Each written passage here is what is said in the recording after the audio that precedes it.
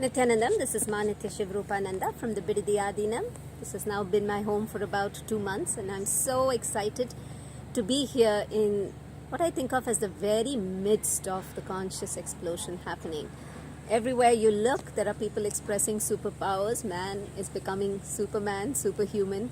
A huge consciousness breakthrough is happening, and you can just see it everywhere. You can see it in the plants, in the animals, in the people around you. It's really, really amazing. Anyway, I wanted to share more and more of these snippets. Today I thought I would talk about a truth that I've learned here, which has been one of the really fundamental breakthroughs I've had in my life.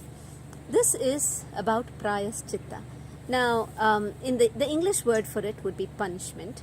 And punishment is, of course, if you do something wrong or something you don't want, you face the consequences of that, right? There is something you do not like that happens to you, maybe something you want that's withdrawn away from you. And growing up, all of us face that, whether it's withdrawal of love and attention when you don't perform well in school, or whether it's, in many, in the past, people would actually, take a ruler and hit little children in school when they misbehaved. Of course, that doesn't happen as much these days. Or you don't get something that you really want. I know one of the punishments we use constantly with our kids is, okay, you don't do this, you're not going to get your favorite treat. You're not going to get that cake or whatever it is. It is such a wrong way of training ourselves. And actually, it causes more wound in the first place. See, what is punishment about? Punishment is about getting you back into that space of powerfulness, so now you don't make the mistake again, right? The Vedic way, the Hindu way of thinking about it, the word actually is Prayaschitta. Prayas is your before, right? From before. Chitta is consciousness. The Prayaschitta is nothing more than restoring back that space of consciousness you were in before the mistake happened. And it is such an empowering way to think about it. It is not punishment for something you have done. It is you in your powerfulness decide to restore back. Because of course, when you do something which is not in alignment with your highest purpose, you are now training your body and mind to be okay with that. And if you just let it go, before you know it, you're going to be way off from your original intention. Let's say your intention is to wake up in the morning and do yoga, because when you're awake during the Brahma Muhurta, that is where all patterns are burnt. That is where all conscious progress happens, right? And that is the best time to train. For example, Swamiji says, if you can be awake those 3 hours in a day, the Brahma Muhurta time, the early morning time, right, 4:30 to 7:30, then even if you sleep through the rest of the day, that's okay. You will be expanding in your consciousness. So the idea is, let's say in a moment of powerfulness, you have decided that I want to wake up early in the morning and do yoga, do puja. But, of course, man being subject to those hormonal ups and downs and physical and physiological and neurological ups and downs, there may be moments when you're not able to do that. Maybe you want to sleep in. And now you're ridden with guilt. And now instead of punishing yourself, what you really need to do is to restore the space of powerfulness from which you made that decision to wake up in the morning. That's all it is.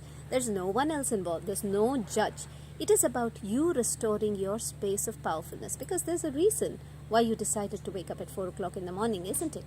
It is about reminding yourself that reason, and not just reminding yourself at a mental level, but reminding your body, because your body has memory.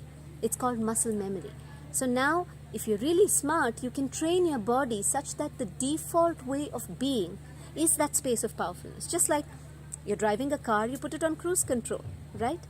There's a default way, a default speed at which it's going. Similarly, if you can program your muscle memory into these powerful ways of being, then it becomes less of a struggle. Then the default way of being will be, hey, before you know it, you're up at 4 in the morning and you're doing yoga, because it just becomes a natural expression.